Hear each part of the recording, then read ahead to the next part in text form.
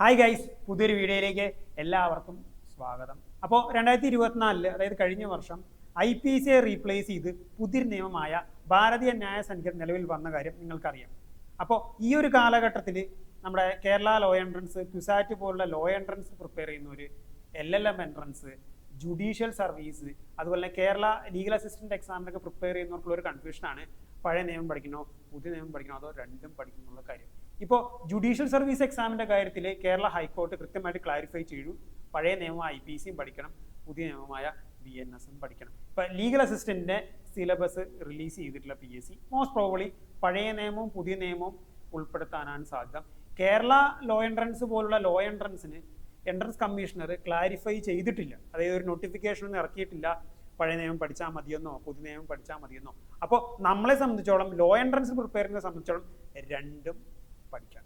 അപ്പോൾ ഈ BNSൽ ഏകദേശം 300 മേലുള്ള സെക്ഷൻസ് ഉണ്ട്. ഓക്കെ, അപ്പോൾ എല്ലാം പഠിക്കുക എന്നുള്ള കാര്യം, എല്ലാ സെക്ഷനും നോക്കി പോകുക എന്നുള്ള കാര്യം പ്രാക്ടിക്കലായിട്ട് പോസിബിൾ ആയിട്ടുള്ള കാര്യമല്ല. പക്ഷേ നമ്മുടെ പ്രിപ്പയർ ചെയ്യുന്ന എൻട്രൻസ് ഏതായിക്കോട്ടെ, അതിൻ്റെ പ്രീവിയസ് ഇയർ പേപ്പേഴ്സ് ഒക്കെ നമ്മൾ അനലൈസ് ചെയ്ത് കഴിഞ്ഞാൽ നമുക്ക് മനസ്സിലാവും ഏതൊക്കെ ഭാഗത്തു നിന്നാണ് കൂടുതൽ ചോദ്യങ്ങൾ ചോദിക്കുന്നത്, അല്ലെങ്കിൽ ഏതൊക്കെ സെക്ഷൻസ് ആണ് ക്വസ്റ്റ്യൻ സെറ്റേഴ്സ് കൂടുതലായിട്ട് ഫോക്കസ് ചെയ്യുന്നത്. അപ്പോൾ നമുക്ക് അങ്ങനെയുള്ള കുറച്ച് സെക്ഷൻസ് നോക്കാം. നമ്മുടെ BNSലെ കീ റോൾ ആയിട്ടുള്ള കുറച്ച് ടോപ്പ് സെക്ഷൻസ് നമുക്ക് നോക്കാം. അപ്പോൾ ഈ ഒരു വീഡിയോ എല്ലാ കാറ്റഗറിയിലുള്ള ആൾക്കാർക്കും ഹെൽപ്ഫുൾ ആണ്. അത് കോമ്പറ്റേറ്റീവ് എക്സാമിന് പ്രിപ്പയർ ചെയ്യുന്ന judicial service, legal assistant, LLM entrance, Kerala law entrance, KLEE, CUSAT entrance, എല്ലാവർക്കും ഹെൽപ്ഫുൾ ആകുന്ന രീതിയിലാണ് ഈ ഒരു വീഡിയോ ഞാൻ സെറ്റ് ചെയ്തിട്ടുള്ളത്. സോ നമുക്ക് നോക്കാം. നമുക്ക് BNSലെ ടോപ്പ് 10 സെക്ഷൻസ്, ഏറ്റവും കീ റോൾ ആയിട്ടുള്ള സെക്ഷൻസ്, അത് നമുക്ക് IPCയുമായിട്ട് കമ്പയർ ചെയ്ത് നമുക്ക് പഠിക്കാം. കാരണം നമുക്ക് പഴയ നിയമം പുതിയ നിയമം രണ്ടും അറിഞ്ഞിരിക്കണം. കാരണം പഴയ IPCയിൽ രജിസ്റ്റർ ചെയ്ത കേസുകൾ ഇപ്പോഴും പെൻഡിങ് ആണ്. അപ്പോൾ കുറച്ച് നാളത്തേക്ക് എന്തായാലും IPC ഫ്രെയിമിലുണ്ട്. അപ്പോൾ നമുക്ക് രണ്ട് നിയമങ്ങളും ഒരുമിച്ച് പഠിച്ചോ, കമ്പയർ ചെയ്ത് കോൺട്രാസ്റ്റ് ചെയ്ത് നമുക്ക് പഠിച്ചോ. അപ്പോൾ നമുക്ക് വീഡിയോ നമുക്ക് സ്റ്റാർട്ട് ചെയ്യാം. അപ്പോൾ നമുക്ക് നമ്മുടെ സബ്ജക്റ്റ് നോക്കി തുടങ്ങാം. BNS and IPC. Okay, IPC Indian penal code was drafted by lord Macaulay. Okay, lord മെക്കാലെയാണ് IPC ഡ്രാഫ്റ്റ് ചെയ്തിട്ടുള്ളത്. 23 ചാപ്റ്ററുകളിലായിട്ട് മൊത്തം 511 സെക്ഷൻസ് ആണ് IPC ഉള്ളത്. 23 chapters and 511 sections drafted by lord Macaulay. ഇനി IPC was enacted and passed by lord Canning. നമ്മുടെ first viceroy ആയ lord Canning ആണ് IPC enact ചെയ്ത് പാസ് ചെയ്ത്, ഓക്കെ, ഡ്രാഫ്റ്റ് ചെയ്ത് ലോർഡ് മെക്കാലെ. ഇനി IPC എന്നാണ് നിലവിൽ വന്നത്? January 1, 1862. ഓക്കെ, January 1, 1862 IPC നിലവിൽ വന്നത്. ഇനി പുതിയ നിയമമായ BNS എന്നാണ് പാസ് ചെയ്തിട്ടുള്ളത്? It was passed on. നിങ്ങൾക്കുള്ള ചോദ്യമാണ്, അറിയുന്നവർ ആൻസർ കമന്റ് ചെയ്യാം. ഓക്കെ, ഇനി it came into force, അത് ഞാൻ പറഞ്ഞുതരാം. It came into force on July 1, 2024. Okay, July 1, 2024. അപ്പോൾ ഭാരതീയ ന്യായ സംഹിത 2023 എന്നാണ് നമ്മുടെ ബേറാക്കിൽ കാണാൻ പറ്റുക. But it came into force on July 1, 2024. അത് ഓർത്ത് വയ്ക്കാം. ഓക്കെ, ഇനി നമുക്ക് നോക്കാം, നമുക്ക് കീ ആയിട്ടുള്ള ചേഞ്ചസ് നമുക്ക് നോക്കാം. അപ്പോൾ അതിലെ BNSലെ section 2 deals with definitions. Section 2 ആണ് ഡെഫിനീഷൻസിനെ പറ്റി. സെക്ഷൻ 2ന്റെ അടിയിൽ സബ് ക്ലോസുകളായിട്ട് ഒരുപാട് ടേംസ് ഡിഫൈൻ ചെയ്യുന്നുണ്ട്. ഓക്കെ, മാൻ എന്താ, വുമൺ എന്താ, ജെൻഡർ എന്താ, ചൈൽഡ് എന്താ, അങ്ങനെ കുറേ ടേംസ് ഡിഫൈൻ ചെയ്യുന്നുണ്ട്. Section 2 of BNS deals with definitions. ഇതിലെ സെക്ഷൻ 2 ക്ലോസ് 3 ഡിഫൈൻസ് ചൈൽഡ്. വളരെ പ്രധാനപ്പെട്ട ഒരു ഫാക്റ്റ് ആണ്. കാരണം IPCയിൽ എവിടെയും ചൈൽഡ് എന്താന്ന് ഡിഫൈൻ ചെയ്യുന്നത്. So 2 clause 3 of BNS defines child. Okay, ഇനി അടുത്തത് 2 ക്ലോസ് 10. ഓക്കെ, 2 ക്ലോസ് 10 വളരെ പ്രധാനപ്പെട്ട മറ്റൊരു കീ ആയിട്ടുള്ള ഫാക്റ്റാണ്. 2 clause 10 of BNS defines gender. Okay, IPCയിൽ 2 ജെൻഡർ മാത്രമേ ഐഡന്റിഫൈ ആയിട്ടുള്ളൂ. രണ്ട് ജെൻഡറെ മെൻഷൻ ചെയ്യുന്നത് മാൻ, വുമൺ. പക്ഷേ BNSലേക്ക് വരുമ്പോൾ 3rd ജെൻഡറായ ട്രാൻസ്ജെൻഡർ കൂടെ മെൻഷൻ ചെയ്തു. അപ്പോൾ 2 clause 10 of BNS defines gender. 3 genders പറയുന്നുണ്ട്, മാൻ, വുമൺ, അതുപോലെ ട്രാൻസ്ജെൻഡർ. ഓക്കെ, അപ്പോൾ നമുക്ക് അടുത്ത സ്ലൈഡ് നോക്കാം. നമുക്ക് ഓക്കെ, ഇനി അടുത്ത പ്രധാനപ്പെട്ട കാര്യം എന്ന് പറയുന്നത് chapter 2 deals with punishments. Chapter 2 of BNS deals with punishments. അതിലെ ചാപ്റ്റർ 2ലെ ഒരു സെക്ഷനാണ് section 4. Section 4 of BNS deals with types of punishments. Okay, section 4 deals with types of punishment. ഇനി ടൈപ്സ് ഓഫ് പണിഷ്മെന്റ്സ് IPC എവിടെയാണ് പറയുന്നത്? അതിന്റെ corresponding IPC section എന്ന് പറയുന്നത് section 53 ആണ്. Okay, BNS section 4 types of പണിഷ്മെന്റ്സിനെ പറ്റി പറയുന്നത്, പണിഷ്മെന്റ്സിനെ പറ്റി പറയുന്നത്. IPC എവിടെയാണ് പറയുന്നത്? സെക്ഷൻ 53 പറയുന്നത്. So corresponding IPC section 53. ഇനി BNS എത്ര types of punishment? there are 6 types of punishments. BNS 6 types of punishment. ഏതൊക്കെയാണ്? Death, imprisonment for life. Imprisonment 2 തരമുണ്ട്, സിമ്പിൾ ഇംപ്രിസൺമെന്റും റിഗറസ് ഇംപ്രിസൺമെന്റും. പിന്നെ ഫോർഫീച്ചർ ഓഫ് പ്രോപ്പർട്ടി, പിന്നെന്താണ് വരുന്നത്? ഫൈന്, അതുപോലെ തന്നെ കമ്മ്യൂണിറ്റി സർവീസ്. അങ്ങനെ 6 ടൈപ്സ് ഓഫ് പണിഷ്മെന്റ്സ് ആണ് BNS പറയുന്നത്. ഇനി IPC സെക്ഷൻ 53 എത്ര ടൈപ്സ് ഓഫ് പണിഷ്മെന്റ്സ് പറയുന്നത്? 5 ടൈപ്സ് ഓഫ് പണിഷ്മെന്റ്സ് പറയുന്നുള്ളൂ. Okay, so remember IPC 5 types of പണിഷ്മെന്റും BNS 6 ടൈപ്സ് ഓഫ് പണിഷ്മെന്റ്സിനെ പറ്റി പറയുന്നത്. So what is a newly introduced punishment? Community service. Community service എന്നൊരു പുതിയ type of punishment BNS introduce ചെയ്യുന്നു. So don't forget section 4 punishments. അതിന്റെ correspond IPC section ഏതാ? Section 53. IPC 5 types of punishment, BNS 6 types of punishments. Community service is the newly introduced punishment. നമുക്ക് അടുത്ത ഭാഗത്തേക്ക് പോകാം. നമുക്ക് ഇനി അടുത്തത് section 20 of BNS. Section 20 of BNS. Section 20 of BNS എന്താണ് പറയുന്നത്?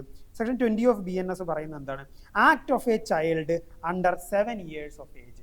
Act of A child under 7 years. 7 വളരെ പ്രധാനപ്പെട്ട ഒരു കാര്യം.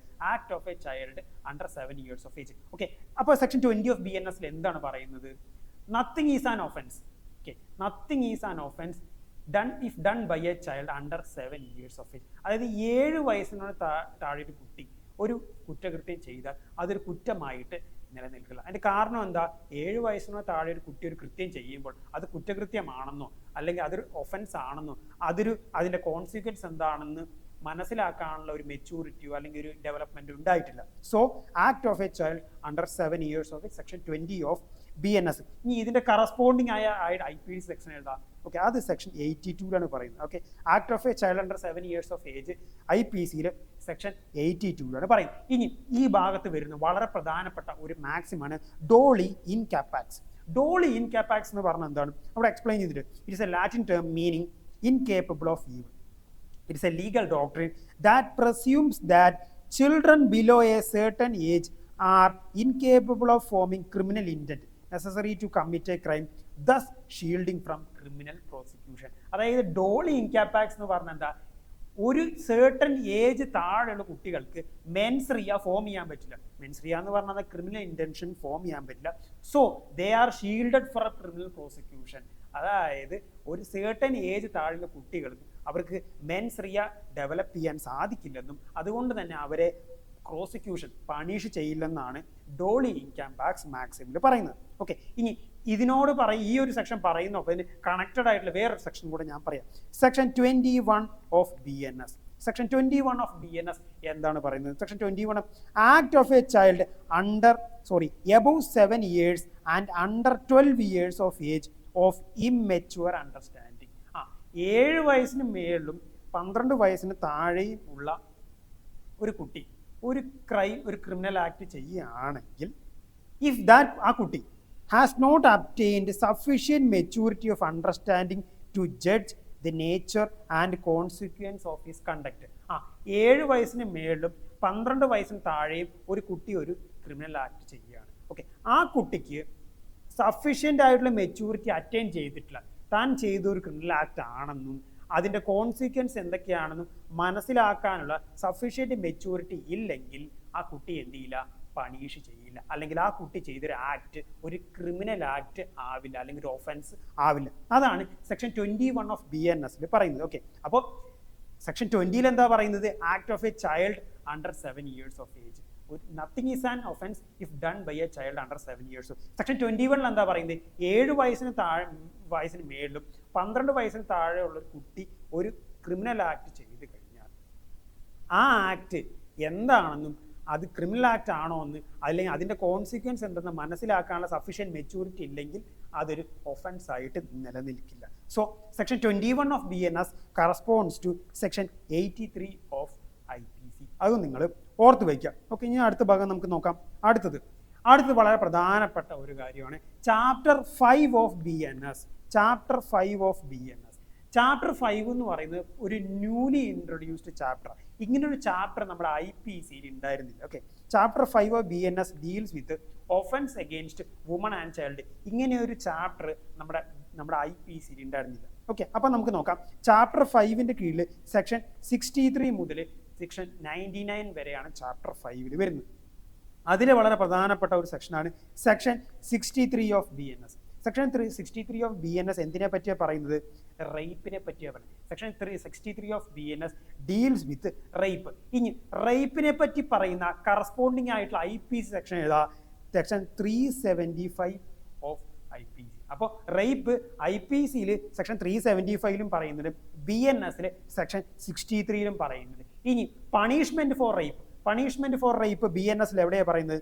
സെക്ഷൻ 64 ഓഫ് BNSലാണ് പണിഷ്മെന്റ് ഫോർ റേപ്പ് എന്ന് പറയുന്നത്. ഇനി റേപ്പിന്റെ പണിഷ്മെന്റ് IPCയിൽ എവിടെയാണ് പറയുന്നത്? അത് നിങ്ങൾക്കുള്ള ചോദ്യം അറിയുന്നവർ അത് കമന്റ് ചെയ്യാം. So section 63 of BNS defines rape. Section 64 gives the punishment for rape. Okay, ഇതിനോട് ചേർന്ന് കണക്റ്റഡ് ആയിട്ടുള്ള വേറൊരു സെക്ഷനാണ് ഗ്യാങ് റേപ്പ്. ഗ്യാങ് റേപ്പ് എവിടെയാണ് പറയുന്നത്? Section 70 of BNS. Section 70 of BNSലാണ് ഗ്യാങ് റേപ്പിനെ പറ്റി പറയുന്നത്. പിന്നെ മറ്റൊരു പ്രധാനപ്പെട്ട കാര്യം, സെക്ഷൻ 69 ഇതൊരു ന്യൂലി ഇൻട്രൊഡ്യൂസ്ഡ് സെക്ഷനാണ്. ഇതൊരു ന്യൂലി ഇൻട്രൊഡ്യൂസ് സെക്ഷൻ. ഇത് IPCയിൽ എവിടെ ഇല്ല.